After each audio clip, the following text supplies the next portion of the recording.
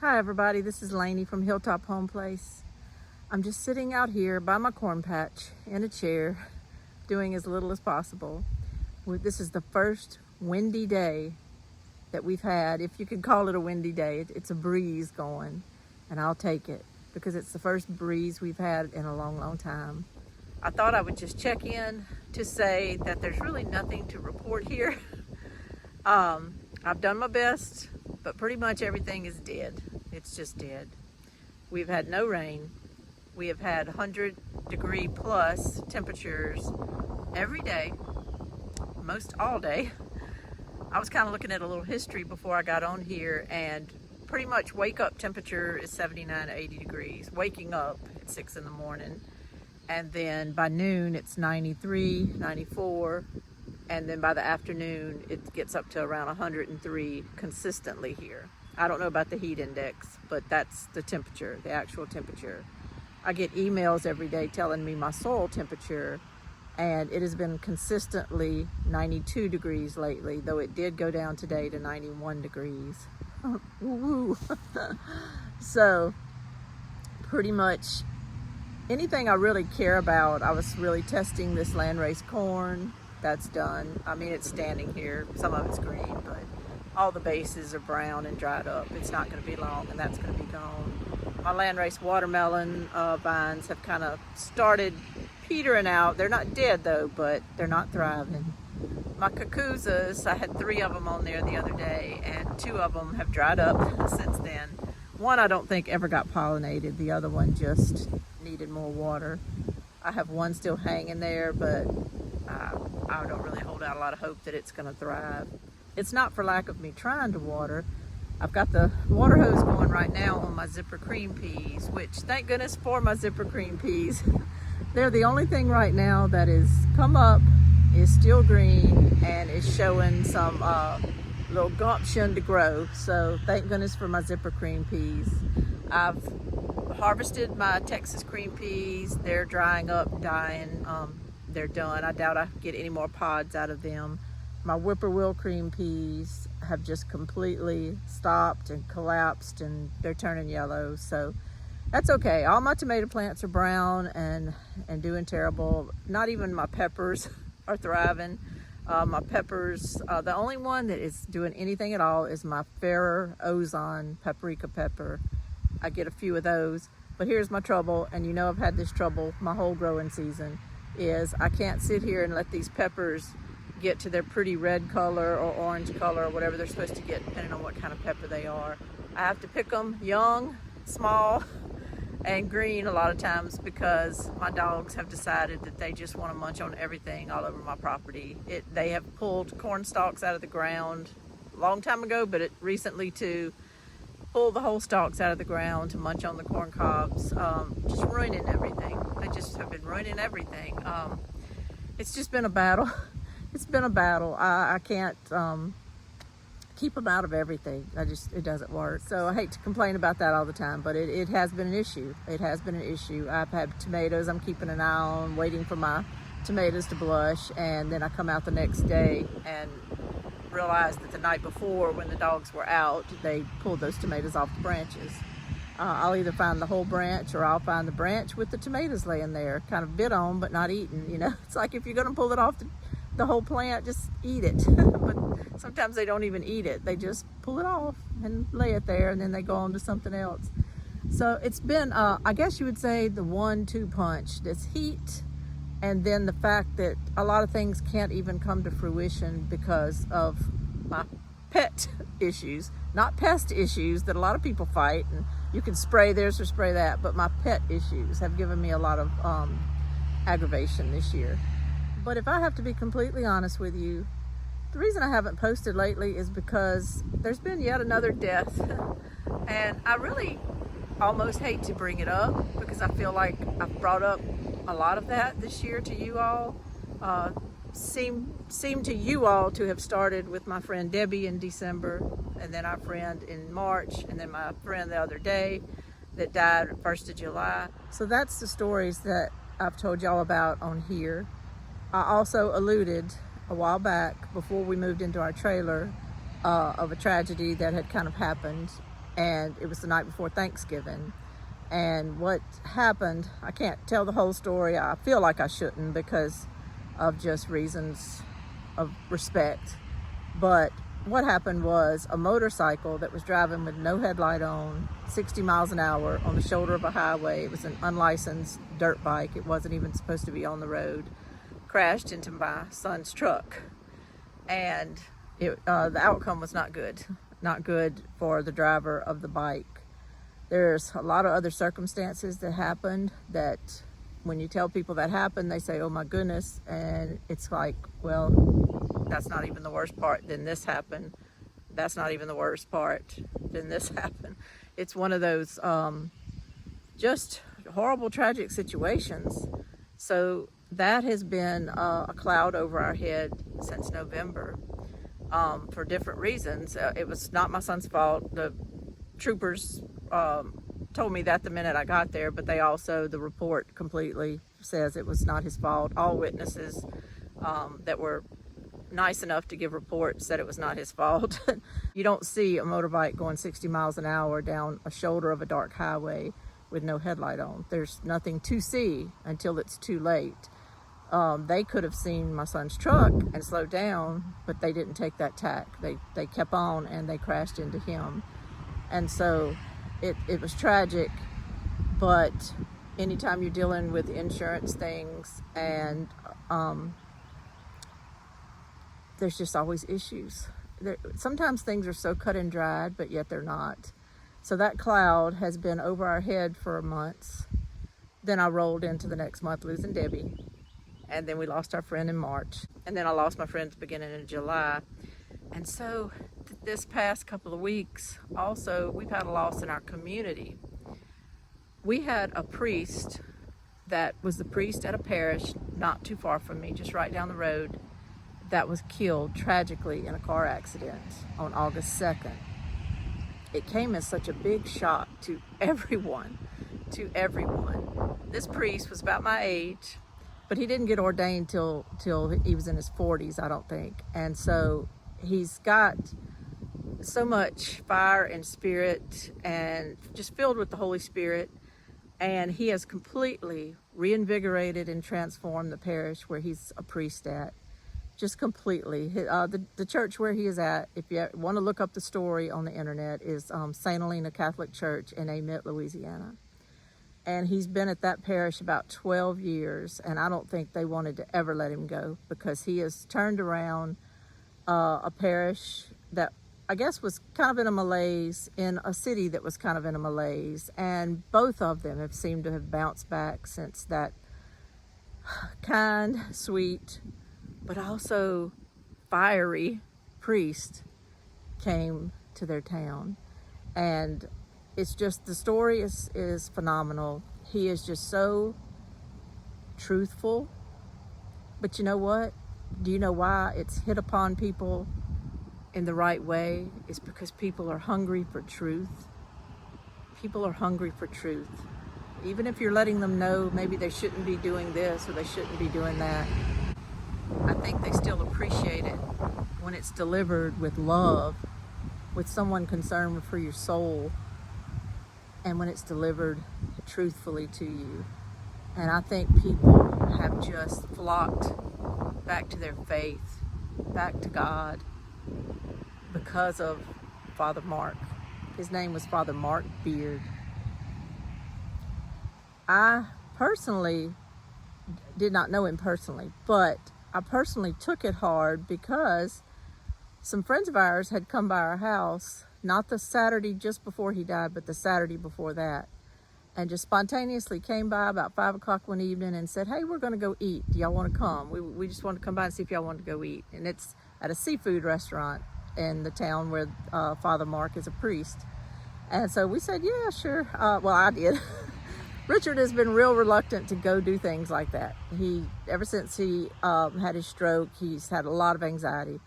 But we had actually went to eat with our kids at a restaurant that was kind of crowded not too long before that. So I thought he'll get through it. He'll be okay. And he did. And we had a great time.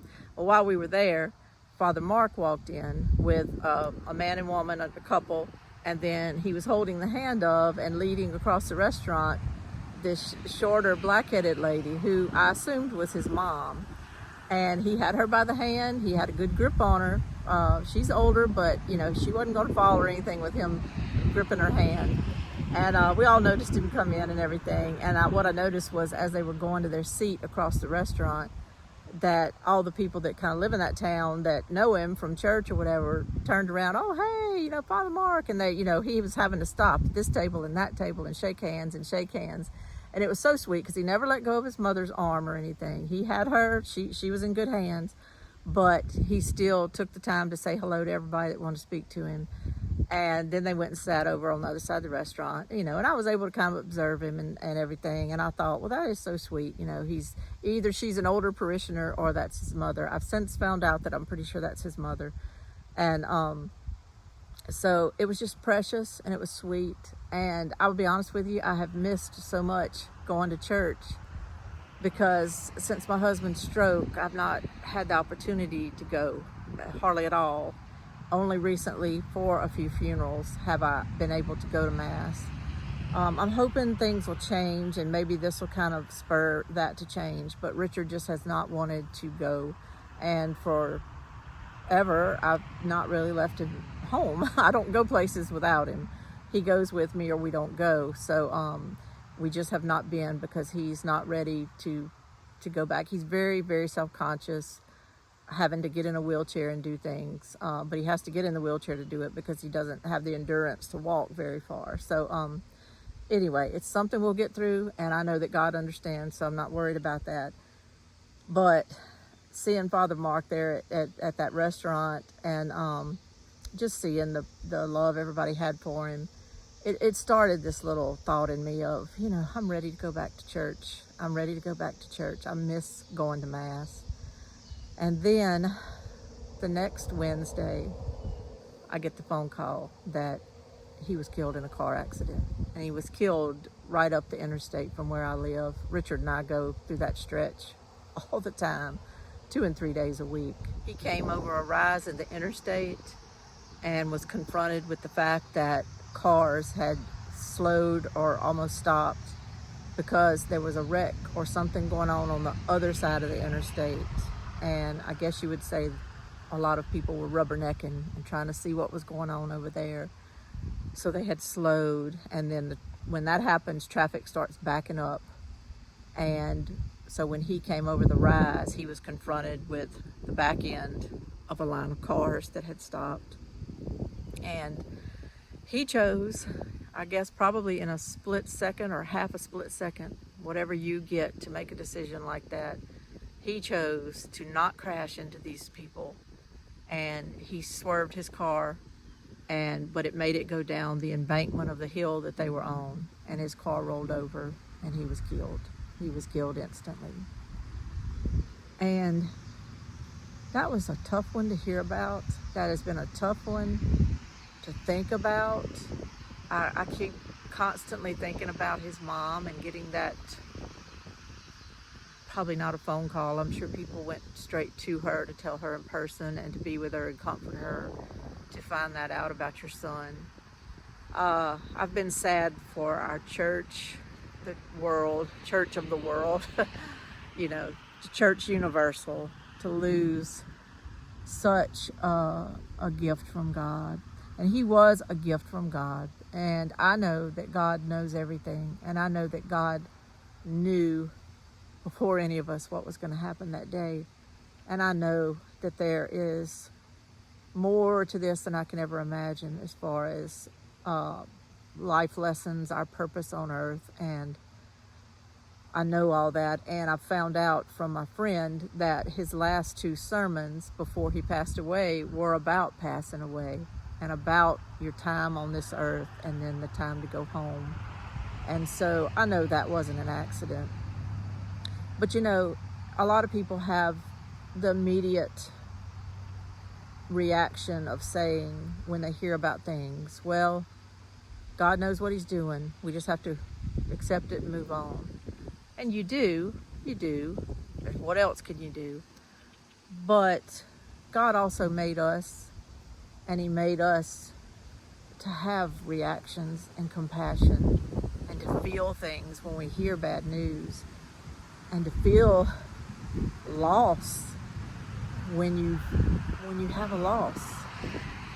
And I could not help but just continually think about him over the next few days. I didn't really understand at first what had happened, and then when I found out what had happened, it was so sudden. And then I continually thought about him walking across that restaurant with his mom, and as a mom who's lost a son, that was just a thought I could not get out of my head of what she is going to go through and her loss.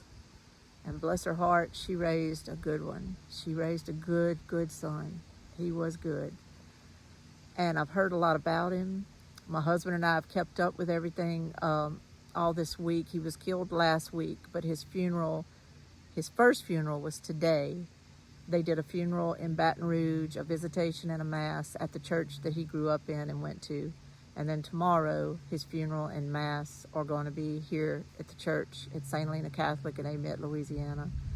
And I don't know where his burial is going to be, but I know it's going to give a lot of people the opportunity to grieve and to tell him goodbye and to tell him thank you for everything that he's done.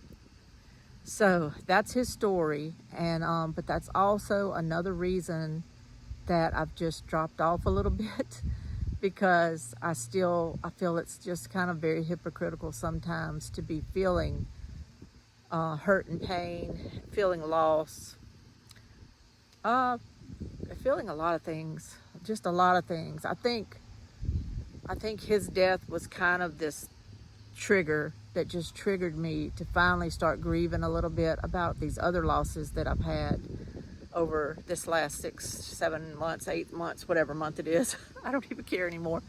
Whatever month this is, beginning the night before Thanksgiving to now, has been a rough road. It's been a rough road. I'm still here, I'm alive, so I have a lot to be thankful for. But as survivors, or as people who know people who have passed away, you still just carry that, because our lives have meaning. They have meaning to so many people you just never know, people that you don't know, and my life might be the same way. I might mean something to people who I don't know and who don't really know me well, but something I've said, something on this channel, something in my life away from this channel might have done something, touched something to people that I have no idea of. And all of the people that I've mentioned, starting from November till Father Mark, it's the same way. It's the same way. Our lives have so much meaning, and we have to take a moment sometimes just to digest and to focus on that meaning and to let it kind of roll over us. And this hit at a time when I was exhausted from this heat. I was exhausted, and I couldn't really make myself want to go out in it anymore. I couldn't. I tried. I gave it my best shot, but it has beat me. It has won. It has killed just about everything. My grass is dead. I haven't mowed since the last time I did a video, and it doesn't need it. My grass is turning brown and dying.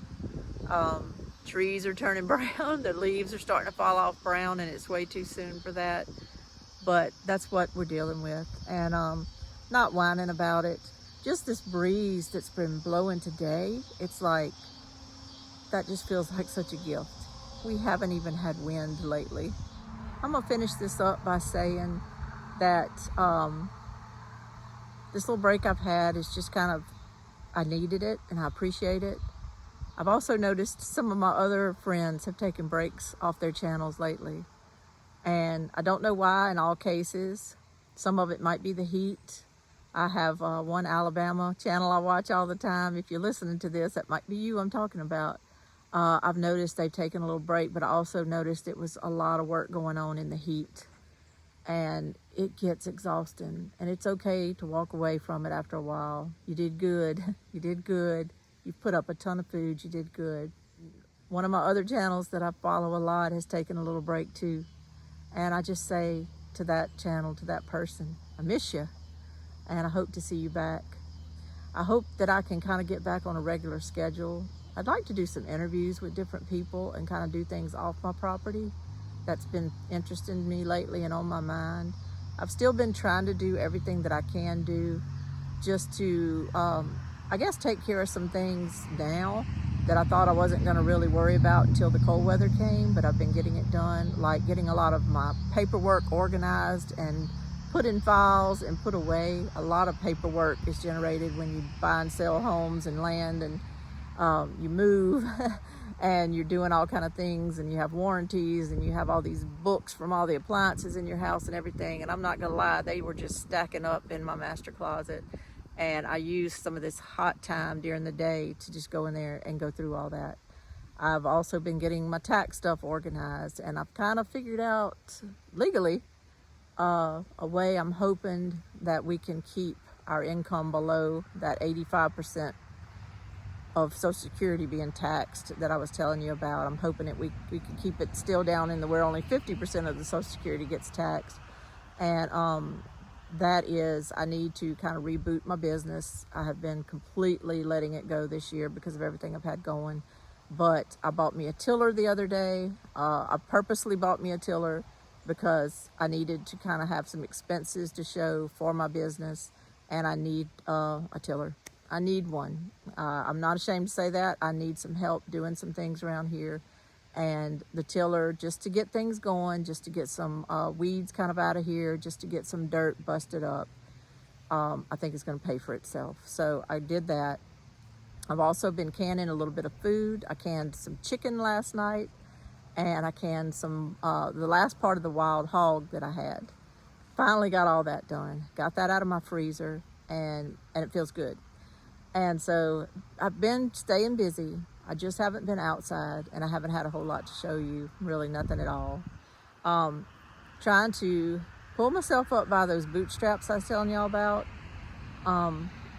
It's been hard because I think I realized that I needed a little time, and I have spent some evenings just cooking supper inside, just really cooking supper and taking care of my house, and not worrying about this this thing you call growing of gardens.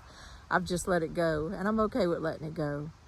As you get to know yourself, you sometimes get to know when you need some quietness, when you need to be talking to God a lot more. You seem to know when it's time to step away sometimes, and I know that about myself, and I've been feeling it lately, and I did it. I will jump back on here soon when I have something viable to say. As I was saying a while ago, I felt kind of hypocritical to be feeling the way I felt, but then jump on here with something perky about my garden. I just can't do things that I don't feel in my heart. I feel like it'll come across to you all as fake, and so I don't want to do that. I've talked enough. Sorry to keep it so long, but I wanted to be honest with you and let you know what was going on. I hope everyone else has been doing great. I hope your lives are going good, and that things are going well where you are, and that the weather's moderate, and that you didn't have any bad effects from this tornadic system that cut through the middle of our United States the other day. I hope everybody's property was okay, and I hope you're okay. This is Lainey from Hilltop Home Place. Thank you so much. Tell people to subscribe and like and just follow me. I'll get back with it here soon, and I appreciate y'all so much. Bye-bye.